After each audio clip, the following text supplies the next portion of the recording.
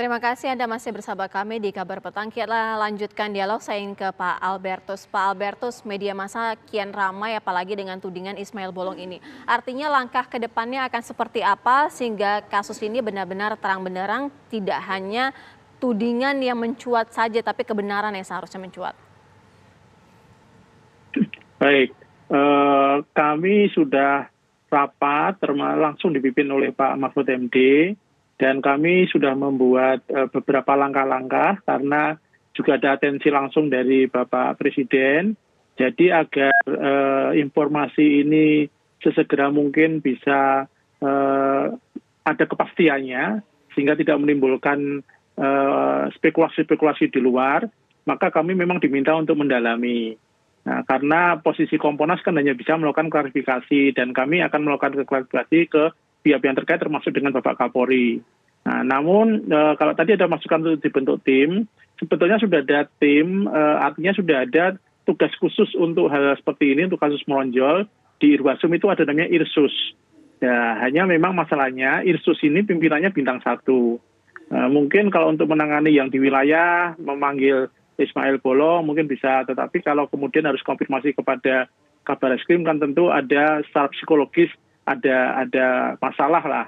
Nah, sehingga mungkin saya kira Bapak Kapolri sudah punya langkah-langkah. Kalau dalam perkembangan yang kami dapatkan sudah ada langkah-langkah yang dilakukan oleh Bapak Kapolri untuk segera mungkin setidaknya untuk memberikan klarifikasi mengenai hal ini sehingga tidak menjadi spekulasi di publik, terutama informasi yang berkembang.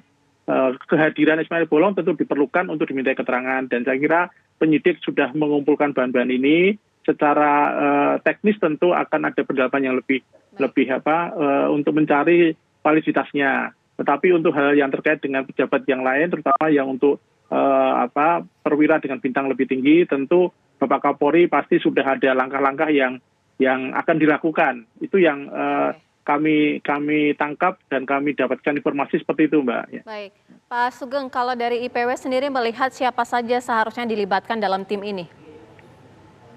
Pencarian kebenaran tadi ya yang dapat dipertanggungjawabkan dan komprehensif itu hanya mungkin dilakukan dengan satu prosedur pemeriksaan yang prosedural hukum ya. Nah, karena tadi dikatakan Irsus itu bintang 1, maka perlu dibentuk tim khusus ya. Tim khusus bukan hanya dari Irwasum tetapi juga dari satuan kerja lain dan juga Kompolnas. Saya menyarankan ya supaya ada pihak eksternal sehingga terjadi juga check and balances. Ini kepentingannya apa? Kalau saat ini seperti Pak Wahyu bilang meminta klarifikasi kepada Pak Kapolri, tentu klarifikasi yang diberikan itu belum komprehensif ya, belum ya, bukan tidak ya, belum komprehensif. Saya berharap bahwa klarifikasi tersebut tidak cepat-cepat diberikan, tetapi klarifikasi tersebut diberikan atas dasar kerja tim khusus gabungan, sehingga tidak terjadi prematur, ya, tumpang tindih, kemudian tidak akuntabel. Nah, kemudian yang kedua, ini bukan urusan polisi saja, ada urusan pertanggungjawaban kepada publik untuk menumbuhkan kepercayaan publik. Oleh karena itu, tim ini harus sebagai tim gabungan yang kemudian transparansinya bisa dipertanggungjawabkan seperti itu.